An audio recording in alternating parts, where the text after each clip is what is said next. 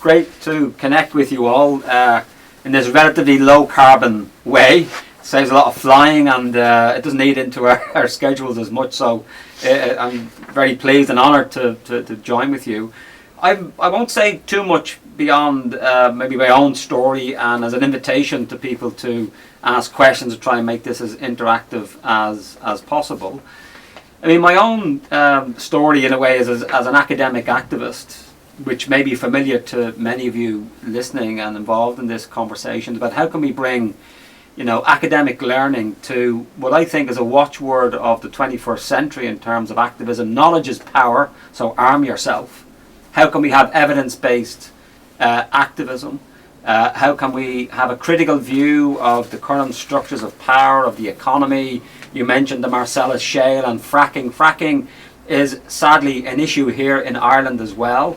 What I would describe as a form of extreme subprime energy, and the desire of governments and corporations to, frack certainly an island as beautiful as Ireland is part of our addiction to carbon and fossil fuels, which we can get into, which of course is the reason why, in the build-up to the Conference of the Parties in Paris starting on the 30th of November in terms of climate change, that's the major cause of it. It's particularly those of us who live in what I would call the minority world of North America, Europe, Australasia and Japan. We bear the responsibility for current climate change, even though China is now the world's largest emitter.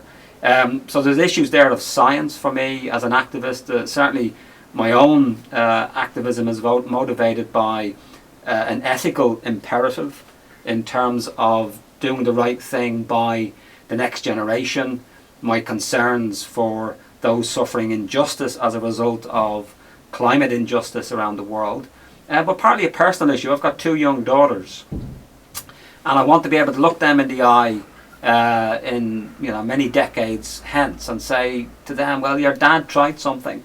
I think we're living at a time of tremendous change, uncertainty and opportunity, and so part of I think being an activist today, apart from that wonderful phrase from the author Alice Walker, activism is the rent I pay for living on this planet, and certainly something that I feel deeply. It is about bearing witness.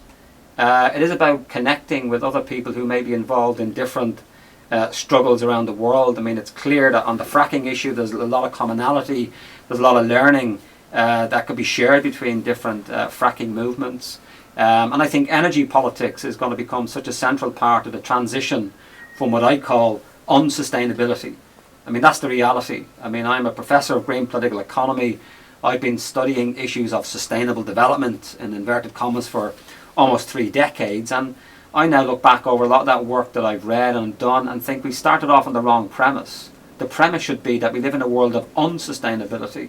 We shouldn't be following John Rawls, for those who don't political science or theory, in a theory of justice. It's a theory of injustice. These are the conditions that we live in, unsustainability and injustice. So therefore, how do we begin to address those? Well, first by naming them, and certainly that's one of the easiest parts of being an activist in a way. You can name the problems that exist in the society you're in and the community you're in.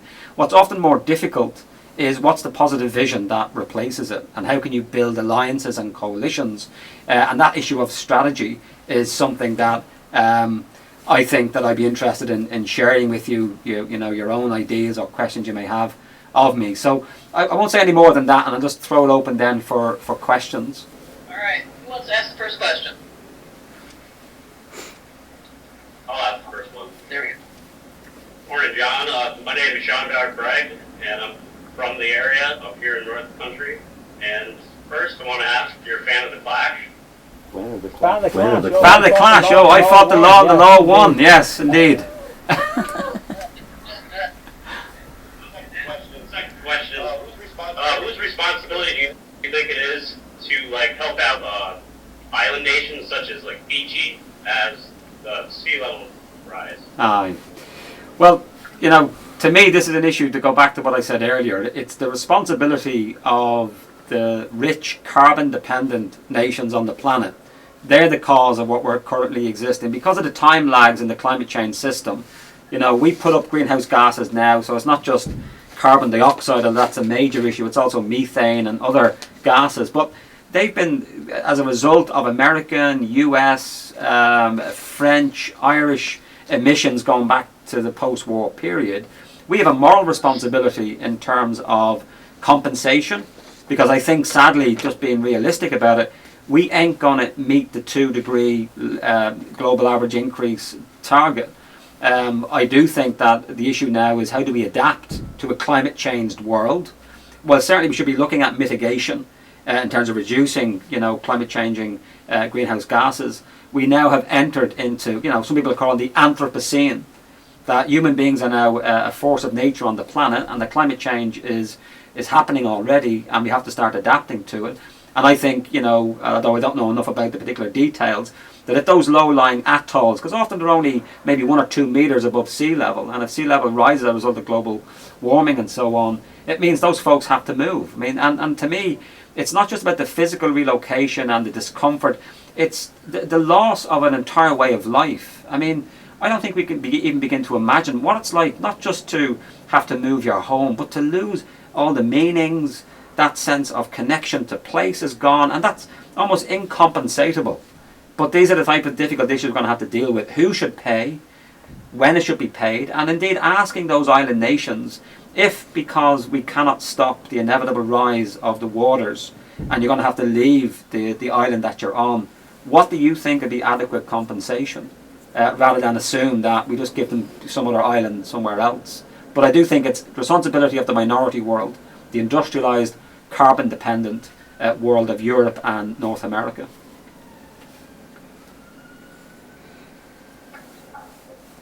Thank you. No problem. Good question. Hi, I'm Rachel Hendrickson. I was just wondering if you see using an alternative way of measuring a nation's wealth besides GDP as a realistic goal. Aha. Did Chris tell you to ask this question? That's what we call in Ireland an open goal. You're just right in my research area, is trying to displace the fetishization of GNP or GDP in terms of orthodox economic growth. And what about measuring? I mean, I'm just going to echo what Robert Kennedy said in 1968 in the commencement speech about the strength of our families, the beauty of our landscapes, and so on. That there are so many other measures that we can be, articulating, whether it's the quality of life index or an index of sustainable economic welfare. We have many of these methodologies where we're measuring much more than money. It's not to discount. I mean, I think GDP is still an important measure, but the problem is that what gets measured gets done, and we're not measuring the right things. Because, for example, if myself and maybe Dan here wanted to increase Northern Ireland GDP, what we should have done is go out this morning to what we call in Ireland an early house, which means a pub that's open before it should. We should have went in there, got riotously drunk, came out and maybe attacked a few cars, smashed them up, maybe got arrested, had to call a lawyer or a solicitor to get us out of jail. Maybe as a result of that, I would have had to fall out with my wife and maybe engage then and saying, well, I'm going to divorce you. All these bad things would have added ching-ching to GDP here.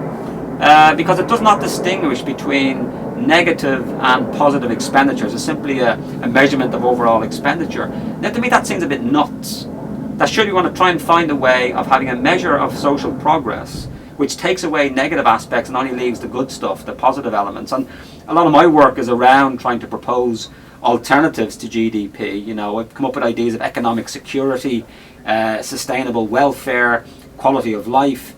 And the thing is, this has also been accepted by orthodox economists. I mean, the Nobel Prize winners, Joe Stiglitz and Amartya Sen, on the behest of Nicolas Sarkozy, a former French president, no radical at all, he had suggested that there's something with our GDP measurements which is insufficient, so therefore he commissioned this big report into Beyond GDP. Of course, nothing was done with it, because that is the way often orthodox economic power or political power operates. They kind of say, yeah, there's a problem here, but don't worry, we'll do a report on it, and then the report gets buried and nothing is ever actioned. But at least there is a debate going on around moving beyond, as I say, this fetish of GDP. But that also that fetish, the way we've done it, is corporations live by that, by having things that are costs be externalized out of their bookkeeping practices at all. It's somebody else's job, and guess what? They can make money doing it. So we're doing well for the economy by doing this shit. No, I mean, that's very true. And that, in orthodox economics, this is called how do we internalize the externalities? I mean, the pollution of a river, or, for example, let's take the biggest one that we have at the moment. Climate change is effectively a pollution problem. We're using the global atmosphere as an open sewer.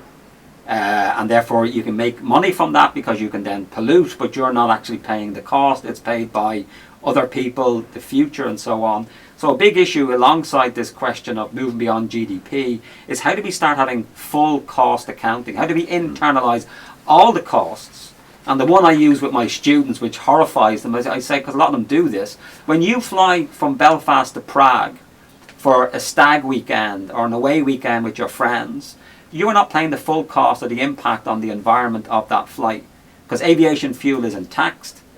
We also don't include then the climate change impacts of that form of travel. So, in other words, nature is subsidizing, and by nature then also other people who are negatively impacted by our actions. And of course, the bottom line in all of this is that everything, utterly everything that we have ever had as human beings in terms of our economy, our ways of life, is utterly dependent upon the natural world. And guess what? Mama Nature doesn't do bailouts. I mean, as Fidel Castro said, he said a few years ago that if the earth had been a failed bank, we would have bailed it out. So how is it when we had the banking and the financial crisis of 2007, 2008, we've seen billions of our taxpayers' money going into saving these too big to fail institutions, and yet we do not see the same level of urgency and attention being given to the very natural systems upon which the entire economy and our ways of life are based. And that's the activist, if you like, anger that I think we all need to feel, but then turning that into a positive story about that there is an alternative. There is a better way in which we can organise and have decent lives in a 21st century, highly complex, globalised, interconnected society. That's all available to us, but we just seem to be on the same track of this carbon-based, what I would call consumer capitalism. And that is an issue that needs to be named, it needs to be analysed, and alternatives come up about reforming it or transforming it.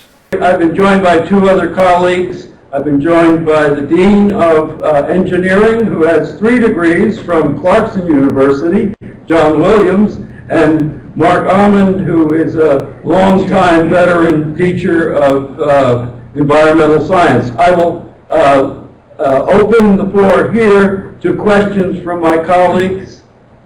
Question? Well, identify yourself, Bob. Sure. Bob Curry, Dean of Arts and Sciences. I'm thinking about what you were saying, and I'm looking this way. For us, your picture is over here, but I know the camera's over there somewhere, so I'll try to address it. So I was thinking about your comments about the fetishization of GDP, and it seems that part of what we do as humans is to reduce things to their utility, right? So that we we see value only in our economy, only in what we can buy, or material wealth, the reduction of everything to kind of material units.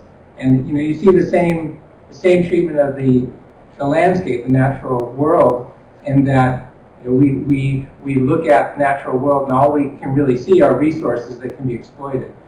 And so that seems to be a pretty widespread phenomenon for the way humans approach every interaction with each other and with the land. So it seems like the earlier question, I think it seems like it's a question to circle back to, because the problem seems to be so deeply ingrained in the way that we interact with the world.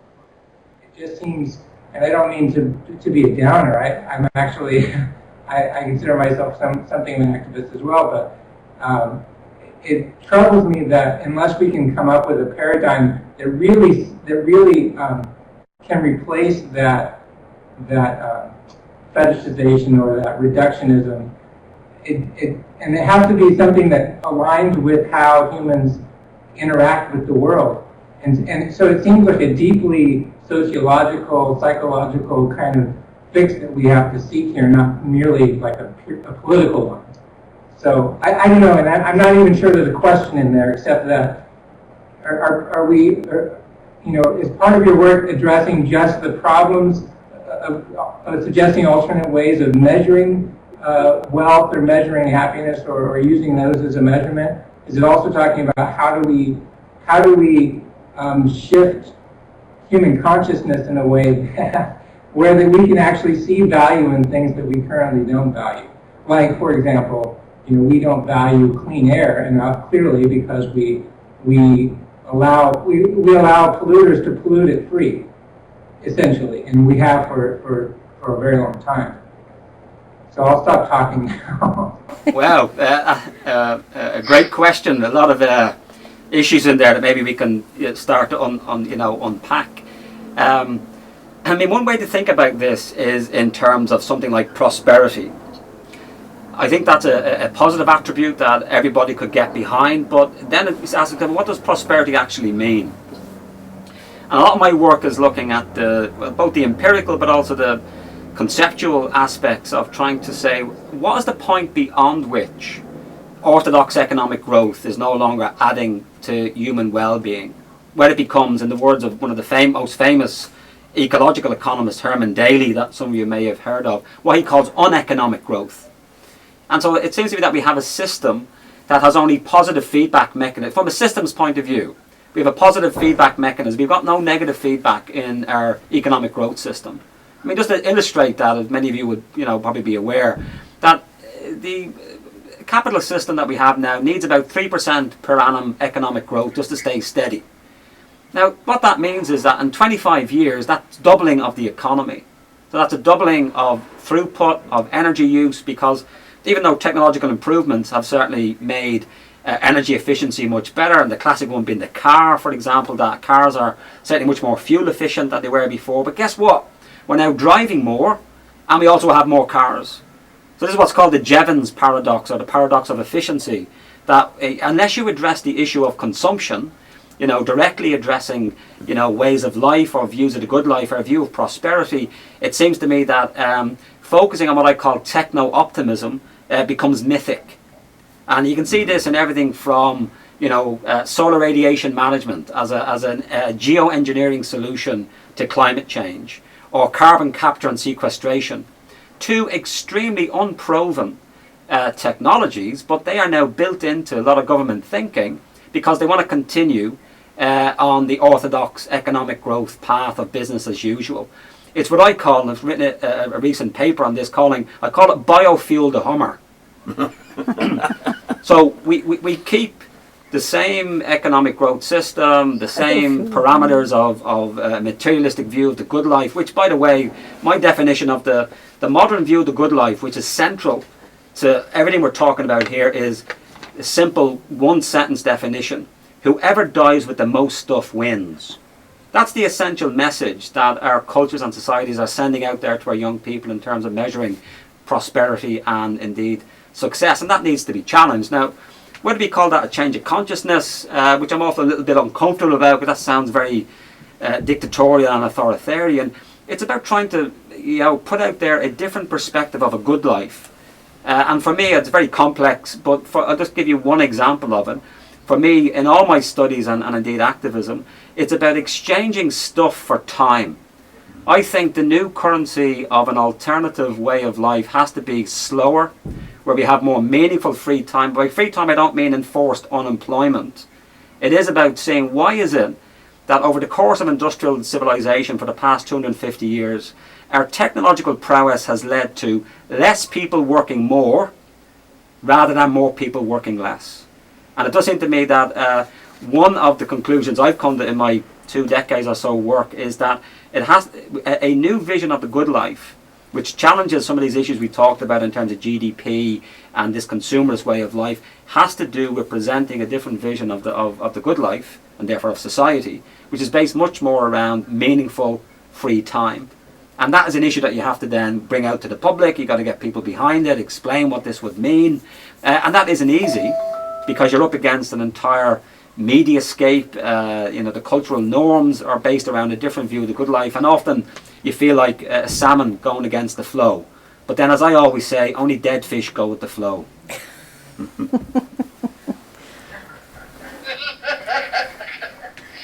How about another question from Clarkson? We'll go back and forth and back and forth. This is working out to be more interactive than I had been able to think was possible. So go ahead, Jen.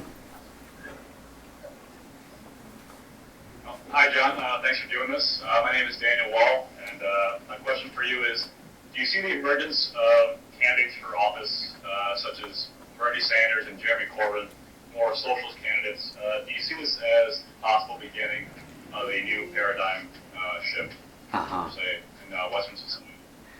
That's a great question, because I was only talking with Dan about those two very things. I mean, Comrade Saunders, as he's known here from the People's Republic of Vermont, would be very well known in European circles, because we can finally see somebody who's recognisably on the left. Because I don't want to rain on anybody's parade there, we do not in Europe see the Democratic Party as on the left at all. The American Democratic Party.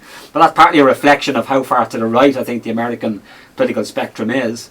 And it's wonderful to see Bernie Saunders pushing, particularly Hillary Clinton, to be a lot more radical. And certainly whether or not he gets the nomination, I don't know. I don't know enough about the internal dynamics of the Democratic Party.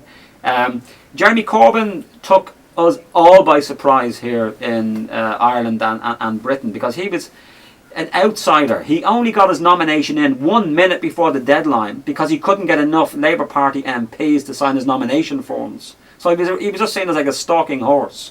And to see then that he's captured a mood, certainly amongst Labour Party members and supporters, of a clearer return to social democracy, socialism, call it what you will. And similarly with Bernie Sanders, it does seem to me that something has shifted. You could also include in there the rise of Syriza in Greece, or Podemos in Spain.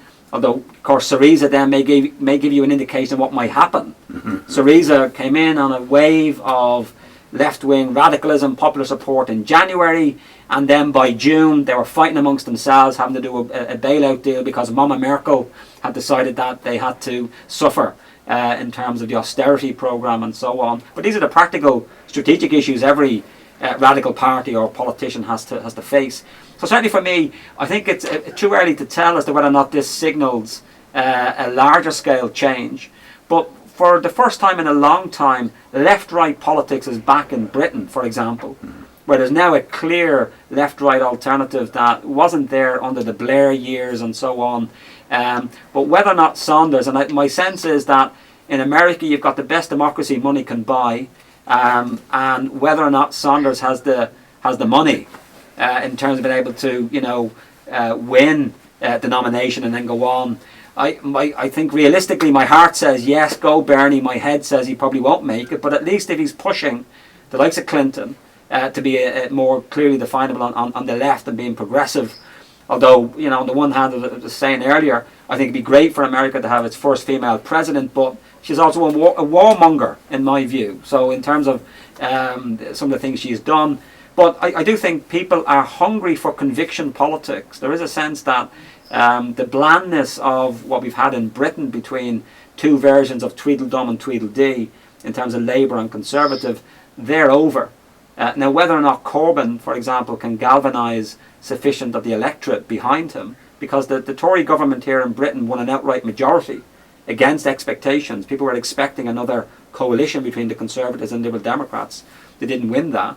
So I think we're into interesting times in terms of more polarised, ideologically, debate, certainly in Britain. And if Saunders survives the gruelling test of your nomination process for candidacy, I think that may also bring out that clearer left-right division, certainly in American politics. But the thing is about American politics, so much of it is a horse race, and it's covered like it's a sporting event.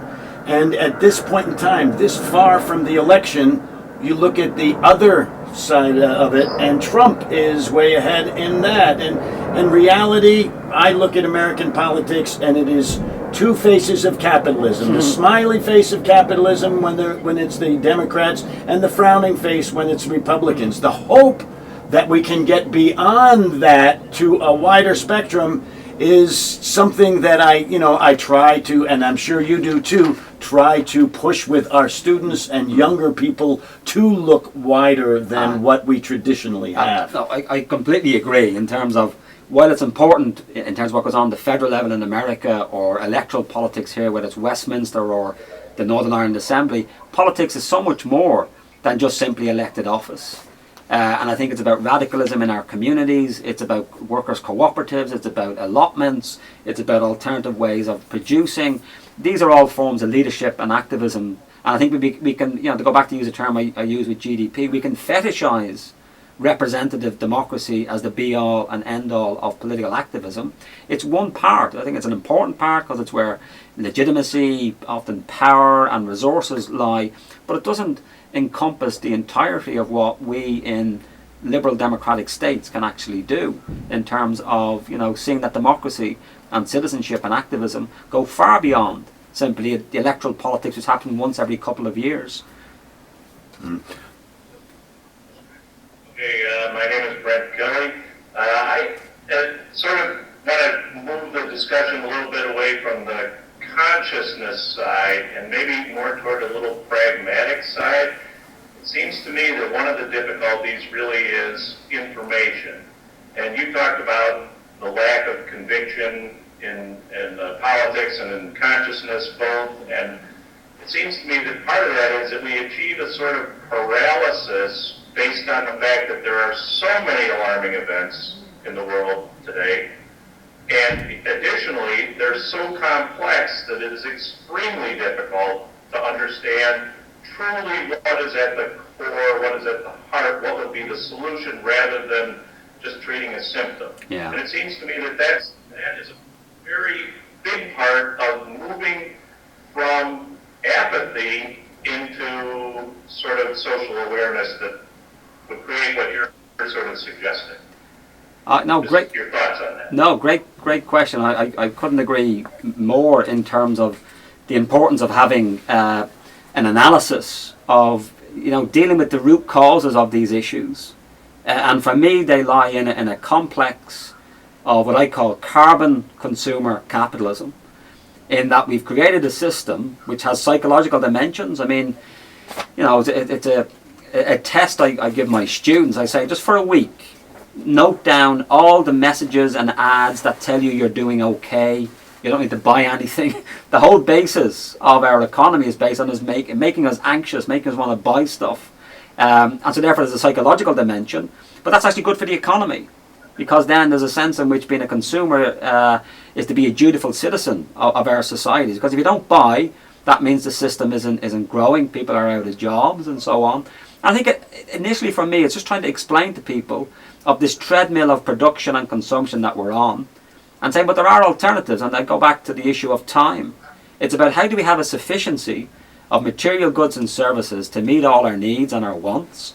And for me that also involves more sharing, more things like libraries, ways in which we can dissociate use from ownership, laundrettes as opposed to individual washing machines, banks where we can share tools. I mean, I remember I was in Carleton College in Minnesota a few years ago teaching, and it was during the winter, and as an Irishman I didn't think snow could get to 10 foot high, and never seen this, absolutely amazing to see how cold it was getting. Of course the Minnesotans are tough. They were wearing t-shirts like me saying, hey, is it cold enough? Yeah. But I remember walking around Northfield, Minnesota, and seeing almost outside every property people had their little snow plow things doing the sidewalks. Snowblower. And I was thinking these things must be quite expensive. Yet each house had one. And you kind of say, can we not come up with a way in which we can have, by block, we can share such expensive equipment? And it's power drills, it's ladders. And it just got me thinking about a future type of economy that's more sustainable, Will certainly be one where there's more free time, but one in which we start to share a lot more goods and not everything. I'm not talking about sharing our underwear or anything like that, but there are so many classes of goods, whether it's, we have a need for transportation. That sometimes means we need private automobiles to do that. For a lot of the time it means we have a good municipal public transportation system, or a bicycle, or walking. So it's about trying to meet the needs that we have in a way that is more sustainable. And I think it involves sharing more and less of this individualized accumulation of goods and materials. And we have examples of that. It's not as if everything we do is all based on this individual, what I call the logic of Gollum from Lord of the Rings, my precious, where everything has to be ourselves. And for me, for all of this, it's about information. It's about trying to join the dots for people, because I think a lot of people in the dark night of the soul, they know things aren't right with our world. It doesn't take the Pope with his encyclical Laudato Si, which I have to say almost brought me back to Catholicism, but not quite. I think Pope Francis seems to be a decent man, but it shouldn't take something like that to articulate, I think, what many of us feel. Things aren't right. I mean, do we really have, for those who have children, and again I go back to my own personal motivation about what sort of world are we creating and leaving to our kids? I don't have all the answers, but it does seem to me that we shouldn't shoot down arguments for something different just because we haven't worked out all the details. In other words, the naming of the injustice and unsustainability stands by itself. But I do think it's more compelling if you can say, well, here's an alternative in terms of whatever it is. How can we produce, make things, have good, high-quality lives? But it does seem to me that it demands a shift away from this individualized mentality of prosperity to one in which it is much more sharing, where we have more forms of collective consumption, because that's much more ecologically and energy efficient, rather than having the private automobile as a symbol as opposed to municipal public transportation. But it's without being anti-car. There are times when you need the car, but not always. Because think about it. For most of the time you have a private automobile, it's lying inert in your parking lot or in a car park. What you need is not the car, you need mobility. So how do we start meeting those needs for mobility in a smart way, as befits the species that we are? We like to think of ourselves as smart simians.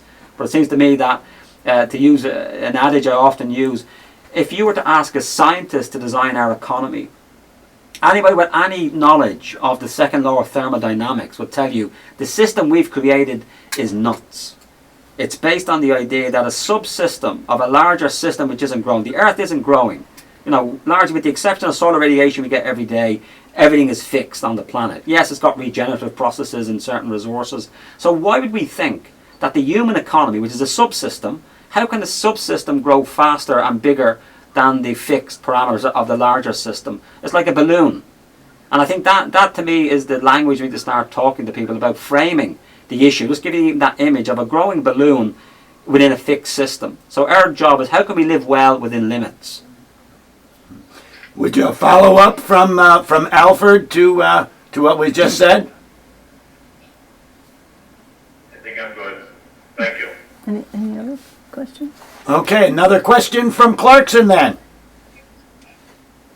Alright, hi, my name is Kendall Soa, and I'm doing a project on energy this year.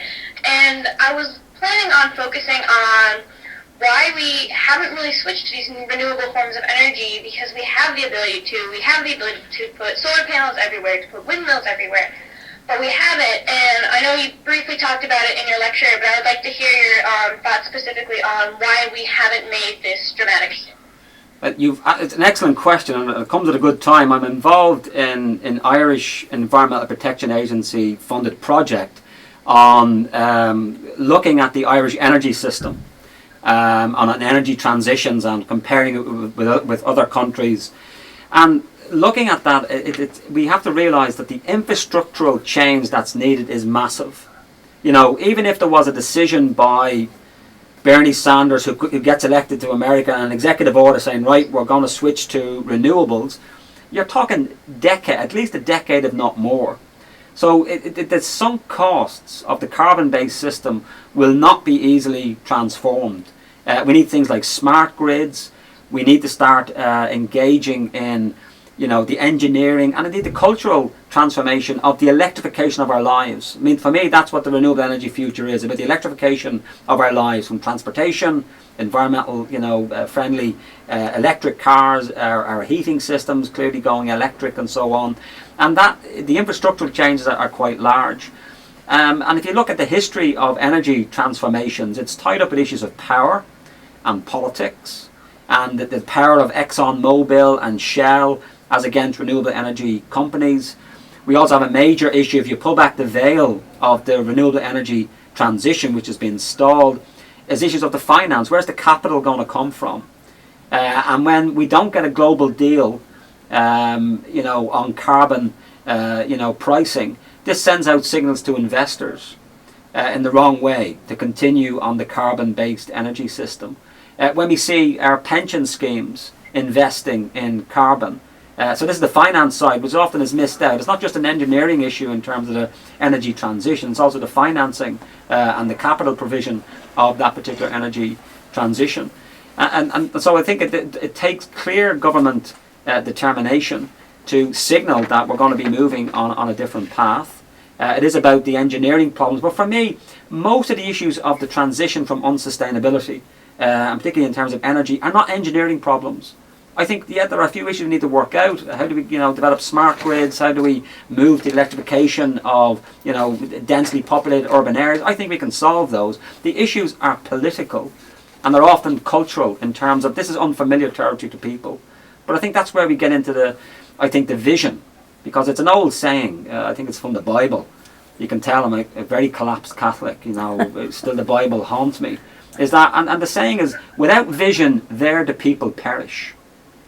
And it's that, what is the vision in terms of creating a different type of society? Because we do need to attend to these technical issues, these issues of habits that have been built up over a long time in terms of debt-based consumerism, individualized senses of the good life, and they're not going to be easily undone. But there has to be some compelling vision that's attractive for people to get behind from different perspectives. I think the kiss of death would be if you get somebody like me trying to articulate a vision and says, everybody must think like me, everyone must use a bicycle, or everybody has to be green in some way. That will just kill off any sense of building a coalition of the willing around this. But the energy transition to me is a keystone issue, because once we get the energy transition, if that begins to happen, so many other things are associated with that, including things like agriculture. People forget that one of the greatest energy consumers, directly and indirectly, is our agricultural system. The amount of energy it takes to fix nitrogen, which we then use to artificially increase the fertility of the soil to create more crops, the herbicides, the pesticides, the diesel that's needed, certainly in this part of the world, to power the machines. I mean, by rights, our food system should come dripping in oil. And so when we begin to talk about energy, it's not just about provision of electricity or heating, it's the entire energy system. So that's the complex issue that we have to deal with. And that, to me is an exciting, as an academic, it's an exciting vista of what I call mission-led science. That's partly what's missing often, I think, in the academy. We've got these little pockets of innovation, but where is the same compelling, integrative, interdisciplinary vision of research that we had, for example, around space exploration or the moon launch, where we had what I call mission-led science, where we as a society, led by government, to give a clear indication we are moving on to a renewable energy path, and we're going to get our brightest minds together, almost like an Apollo project. And I know that there's been, NGOs in the States, I think, have been trying to articulate this vision. And it seems to me that's where knowledge and power and transformation can come together. So you start off with energy, and suddenly you're talking about food, you're talking about cars, you're talking about different ways of living. And it goes back to the question I mentioned, is that a sustainable society and economy, to me, is not a low-carbon version of what we have. It's much bigger than that. Yes, certainly low carbon is an absolute central part of it, but it's much bigger than that. And I go back to that provocative phrase that I've used. If you're interested in biofueling the Hummer, that's not the game I'm interested in. I want to question why we need a Hummer in the first place. Yeah, well, it's come out recently that Exxon knew as far back as 25 or 30 years internally about global warming and had been hiding it. And to me, that hallmarks what we have as the growing number of self-regulating organizations around the world that try to make things external to what their knowledge is, and keep that knowledge to themselves in secret in order to maintain the hegemony in whatever realm they're in, whether it is finance or it's fossil fuels or it is any of those kinds of things. And we are coming to another crisis point in Paris as to how these things are going to come together. And from my perspective, the portion of the world that is missing are the folks who are meeting in Bolivia and all of civil society. Of people at their local level trying to solve problems who are locked out of those talks. No, I'd have to agree in terms of it's an intergovernmental, and corporate COP, the Conference of the Parties in Paris, and certainly fossil fuel corporations have an undue influence. But there's also another issue I want to put out in terms of another aspect of energy is got to do with the geopolitics of energy. The war in Iraq was a war for energy. The standoff in the Ukraine between Russia and so on is in part because that's where Gazprom, Russia's big natural gas and oil conglomerate, that's where a lot of the pipelines go through. We're into the era of pipeline politics. Why is it that Western European countries went and invaded Libya but not Syria? Although we're now belatedly beginning to see, because the issues of energy. And it does seem to me that that's how we should also be articulating the energy transition, is that a safer world is a world that moves away from carbon. Maybe I got to stretch. I can't imagine renewable energy, wind energy wars. But we have seen oil wars, whether it's international, in terms of Iraq, or what's going on in the Niger Delta, in terms of the experience of communities of the Ogoni people there, in terms of Shell. It just seemed to me that from the ground and extraction to us burning this fuel, it is, as one former, I think it was Venezuelan oil minister said, oil is the devil's excrement. Having said that, that's a provocative way of putting it. We have to recognize it's the most wonderful energy-dense material that human beings have ever found.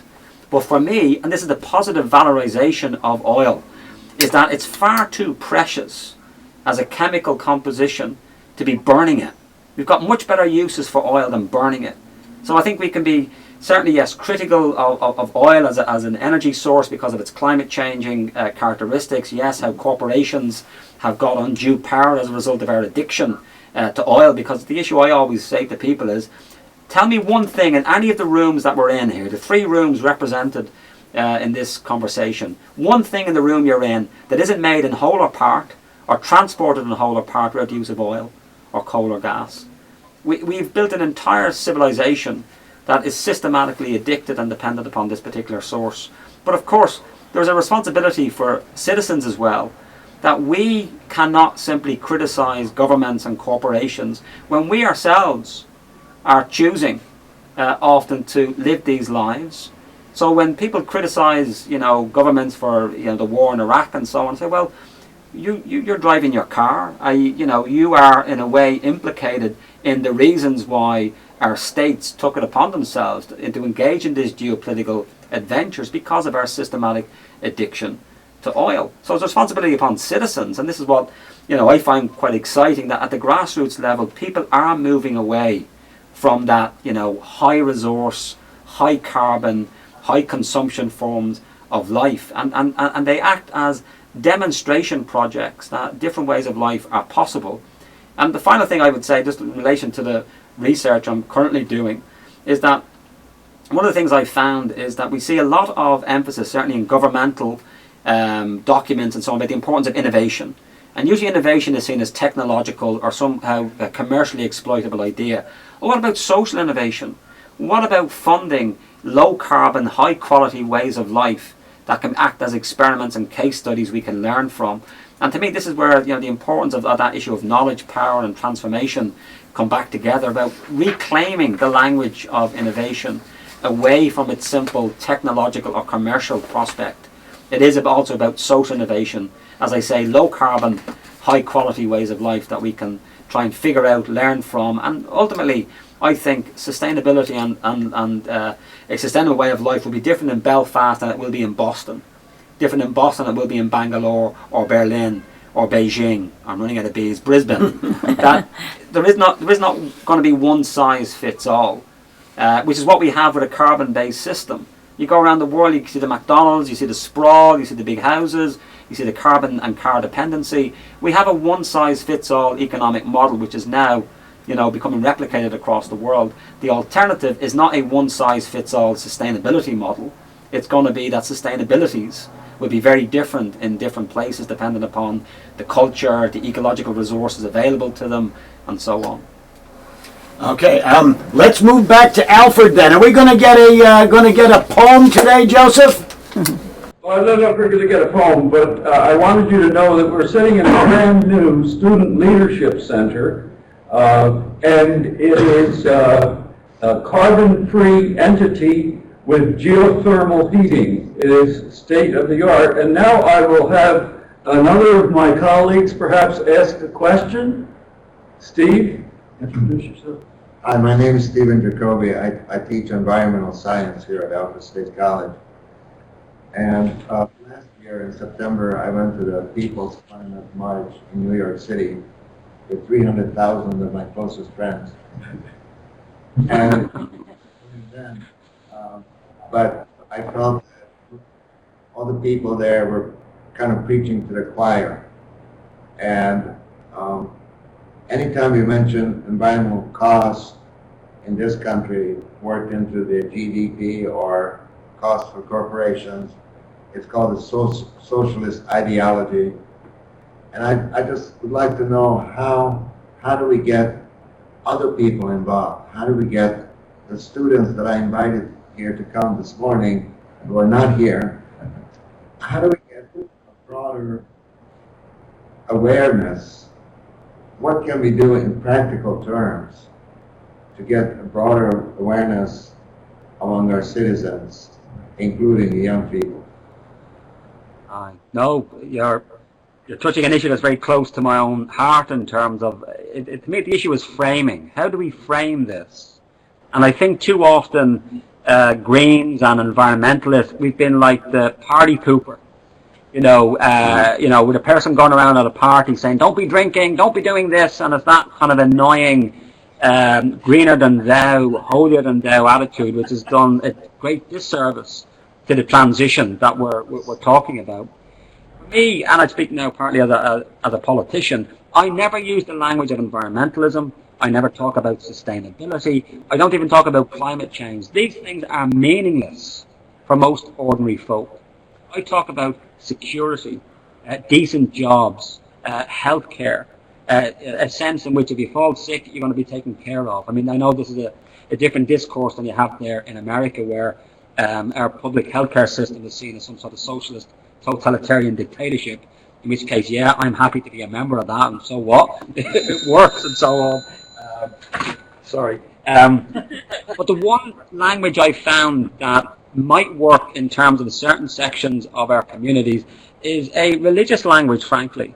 I mean, if you're a Christian and you believe in the stewardship of the earth, it's God's creation, how can you, in all good conscience, be living this way of life? Maybe I've described it as a caricature of a high carbon, high impact consumer materialist lifestyle, which to me, against the teachings of Christianity, Judaism, Islam, Shintoism. Most of the great world religions are what I call land-based religions. They developed in human societies at a time when we settled down from being hunter-gatherers to be sedentary pastoralists. And there's a language I think that is certainly mobilizable. And you've had an example of this in the States already, where the evangelical movement, usually no friend to environmentalists or issues of climate change, they invited in Jim Hansen and other people. And as far as I make out, half of them were absolutely convinced now climate change is real. It's badly degrading God's creation. We need to do something now. And they started a campaign, what would Jesus drive? In the context of the war in Iraq. Sorry. That's my Vice Chancellor telling me not to waste resources, probably. But there's one example, I think, of finding a language that is meaningful for people. And I have to say, after many years of being an activist, I just find the language that's often used in the academy that we're all familiar with, or indeed that's used in environmentalist circles like sustainability, climate change. This is not the language that is going to get ordinary people behind it. If you want to articulate, as I do, an environmentalism of the poor, how are we going to get people behind? It's about food security, food sovereignty. You know, it's about decent jobs. It's about low carbon jobs that are also well paying, that they're unionized, they're not flexible, they're not going to be 0 hours contract. I think this language, which to be honest with you is a social democratic language in terms of, you know, protecting the workers in some ways, but without, I know in America socialism is almost like seen as, you know, having herpes or something. That's the language clearly you don't want to be using. But for me, you know, there is a language in America, and I speak as somebody who wrote to George Bush Jr. Whenever that disaster happened in the Twin Towers and 9/11, it was horrible. I wrote to George Bush, and he never replied to me, by the way, and I said, George, what you should do as a way of, you know, instilling a bit of confidence and listening to the fears and hurt of the American people is you should distribute the Declaration of Independence to every American citizen and ask them to gather and reflect upon the foundation values of your republic. And then at an appropriate time you can turn eastwards and put 2 fingers up to Osama bin Laden and say, we are Democrats, the republic is strong. And rather than, what did George do? Against my advice, he told the frightened American people, get back to the shopping malls. And so there, in other words, I think there's a language within the American political tradition of the founding principles of your republic that can be reinvigorated again and articulated, inflected in this language of the new American dream, which is moving away from this carbon-based dependence on imported fossil fuels, for example, of energy security for all, but of actually saying, well, what would the founding fathers do in terms of listening and responding to the issues we're talking about here, and these global issues? I don't think they would necessarily be on the path of business as usual and simply these technological optimistic solutions, rather than saying, here's a chance for the refounding of the republic. And that's how I ended my letter to George Bush. It is an opportunity here to refound the republic, and I think the greatest crisis we face now in terms of climate change is a fantastic opportunity to revisit the values that, as far as I know, you folk in America live in a democratic republic that has an economy. You don't live in an economy that has at the weekends and every 4 years a democratic republic. And which do you value more, being a citizen or being a consumer? These seem to be the issues that we need to get our heads around in terms of articulating a vision of sustainability that may not actually use the word sustainability, but actually meets a direct need in people, and it's a language they can understand. And that's the most important aspect in terms of, if you like, selling this issue, communicating this issue, because it is a complex one, as one of your colleagues said earlier, but it's how do we break that down and make it understandable for people. Any comment on that from Alfred? Thank you very much. Thank you. Okay, let's get back to Clarkson. I think we got time for a couple more questions. We're just at about the 1 hour mark, and I'm pleased as punch at how interactive this has been. It's been grand, but back to you, Jen and Chris. Well, this is sort of a question from 2 of us. You've already talked about how the military has been used to sort of create energy sources in Iraq and so on. How do you see the corporate media and their role in this, and how they keep the population sort of in fear of other nations, other peoples, and sort of create a population that thinks war is a necessity, even though it is used for energy sources? George Orwell. I think a lot of 1984 was not an instruction manual. It was a warning. And yet, in terms of the way the media pacifies, disciplines, frame, that issue of framing, how it frames the issue. And I speak as somebody who's a regular watcher of Fox News. And I watch Fox News because if I am not apoplectic and angry within 5 seconds, I know I'm brain dead. And it's an issue that progressives need to think and not avoid, watching what you would see as the enemy, in a way, the media in this case. And it's a very worrying issue, particularly in America. We don't quite have it as an extreme here in Europe. But when you have people who only have a diet that's given to them by, National Broadcast News or what's called NPR, or they're only getting it from Fox News, it means that people are not getting different perspectives. And it's my worry with things like Facebook and Twitter, which are often heralded as great empowerers of, more direct communication.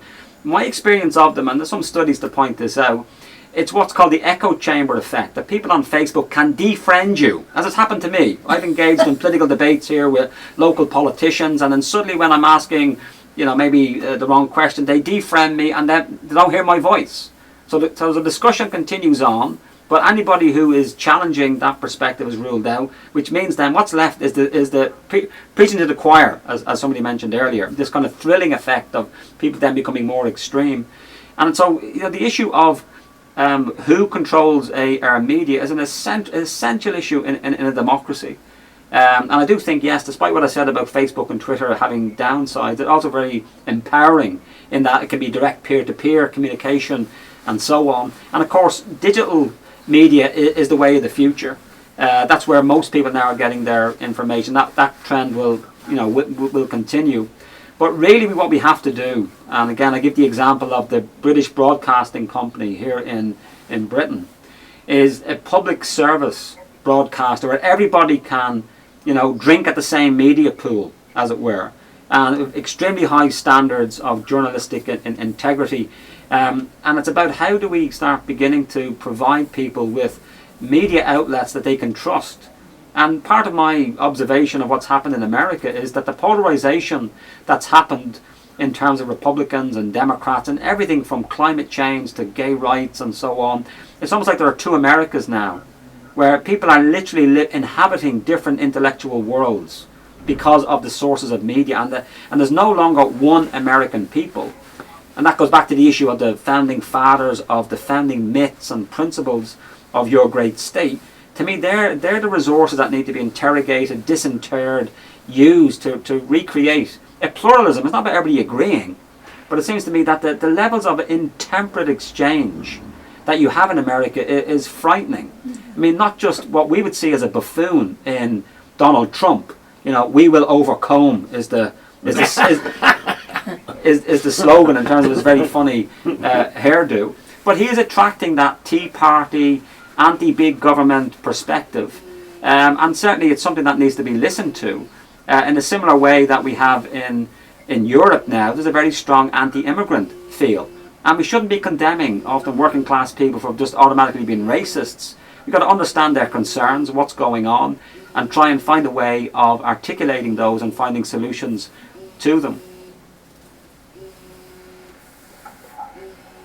Jen and Chris? Well, it's funny, the thing that you just brought up about who controls the media controls, the government in that sense. And the class before this one, we were actually talking about Marx, and I said, have any of you ever heard of Marx's theory on propaganda, his writing on propaganda? And they'd not really had any background in Marx, let alone his piece on propaganda. And so that's been running through my head the whole time, thinking about your work, and particularly the way that you articulate your ideas. And I think in the last couple of exchanges, you've really put that out there, that it matters substance and style, and the strategy of delivering those messages matters, and reframing really matters, I think, in that way. In terms of the value beyond simply thinking about how to create sustainable society for us all, right? If we look at the very particular element here in the class, I think that you're really bringing up this idea of you need to be looking for social activist organizations and groups that not only have the mission, right, but also have the message that reframes. And that would be really great if you could talk a little bit more about organizations you can think of who aren't using the language of sustainability, but have the mission of sustainability. I mean, I've already mentioned the faith communities, and I do think, the language of stewardship there, or creation care, I think many churches are moving in the direction of sustainability. I'll just give you one example, just because it's the campaign we have here on campus at the moment that Dan mentioned, of a divestment from fossil fuel campaign. You know, the Church of England, you know, a major landowner and quite a powerful economic actor, as well as a church. They made the decision to divest, and it was on moral grounds. They were willing to take the hit that they could see in terms of their investments, perhaps the portfolio not being as productive, but it was the right thing to do.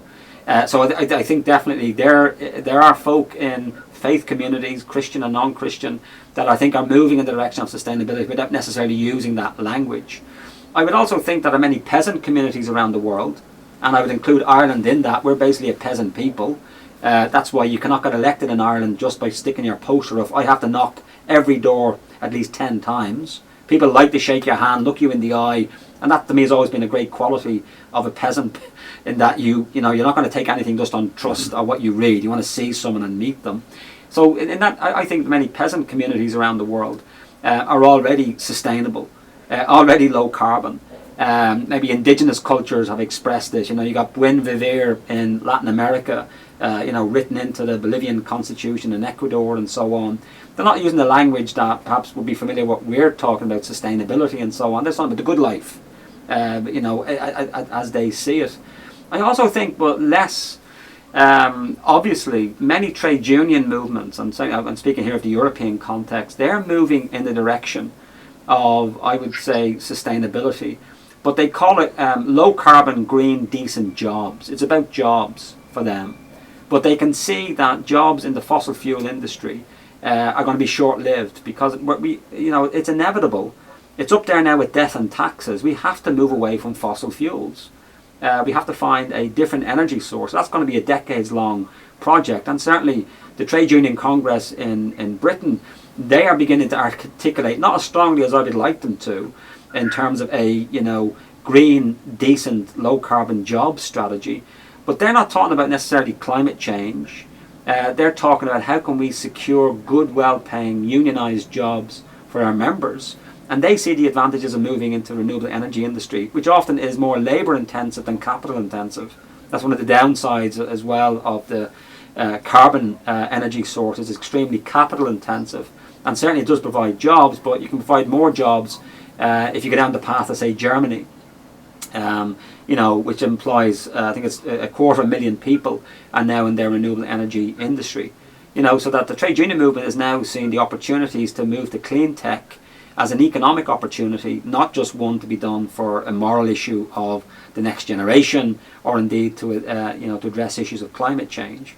So I think those are the alliances I'm interested in seeing, both as an activist and certainly as an academic, or even with the professional organisations. There are some engineers there, our colleagues in Alfred, that certainly the Royal Engineering Academy in Britain has come out quite strongly about this is the new professional code of conduct for engineers in the 21st century. It has to be dealing with issues of how to use engineering to help us make this transition.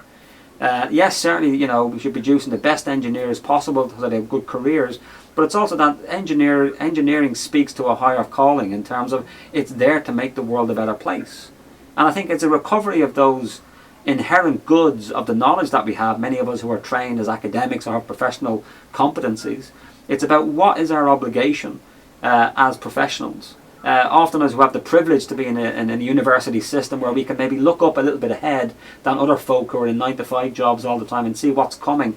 I think we have an obligation as intellectuals and professionals to at least try to articulate to our communities, our policy makers, our decision makers about what we see coming down the pipe. But not be arrogant and say we know the solutions, but certainly lay out there, well, here's some of the broad parameters of what we might think about. And that's partly why I'm very privileged both to be an activist but also as an academic in terms of bringing those two issues together. Chris, do you have something to that you'd like to say at this point?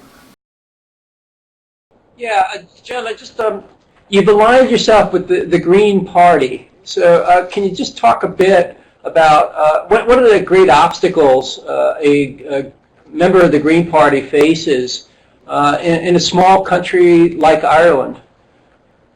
A lot. I just happen to be on the part of Ireland where we've come out of 40 years of war and conflict. And the major political division here is not climate change or necessarily even jobs and so on.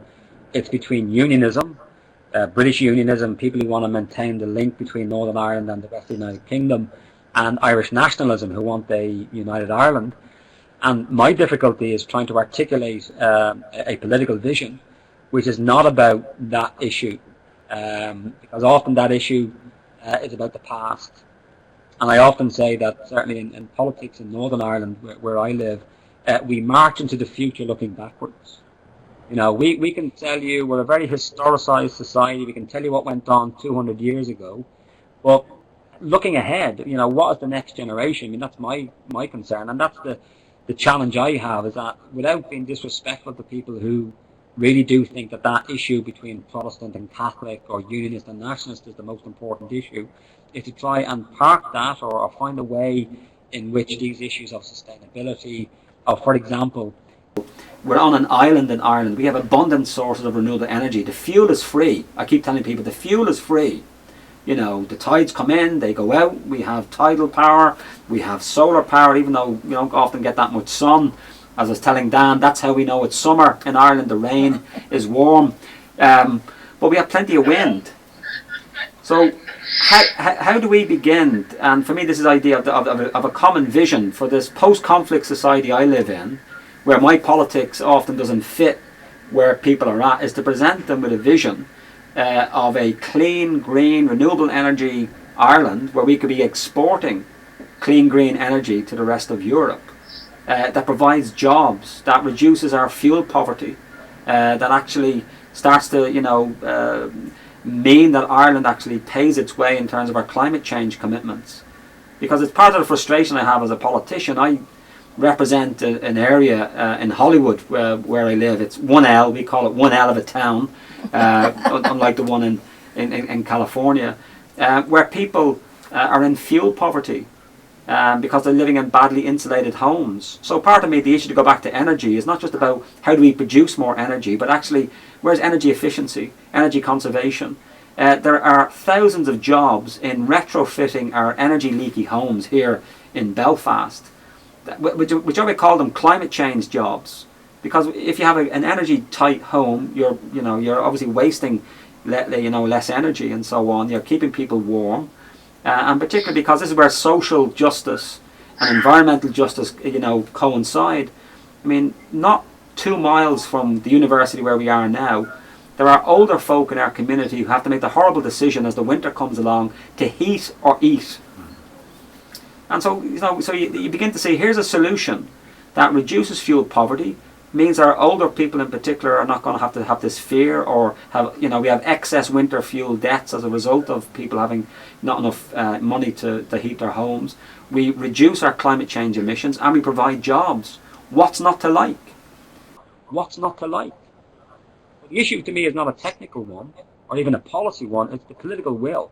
It's getting people behind that, and the struggle I have in Northern Ireland is trying to insinuate, trying to frame that issue I just said in the context of dealing with a traumatized post-conflict society, where people are still at enmity, not at war, but there's still high levels of distrust between the two communities here.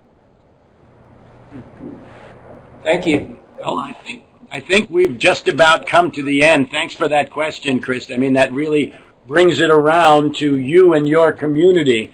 And I think it's been great that we've been able to have 3 distinct communities from different biomes in a way. I'm 2 in New York State, but different kinds of communities, pretty separate. And over here on this side of the Atlantic, and I'm just so thankful that Chris and that Jen have given me this opportunity and provided me the opportunity to meet you. And Joseph, thank you very much for including Alfred down there. And we'll be in touch again, because I really want to do one about fracking in the near future and bring some fracked communities together if we can. So on that note, it's 2:45 here, but it's 9:45 there. I want to thank you and say goodbye to all, and I'll be in touch. Thank you. Bye. Thank you. Everybody. Take care. Thank you. Just remember, what if we're the people we've been waiting for?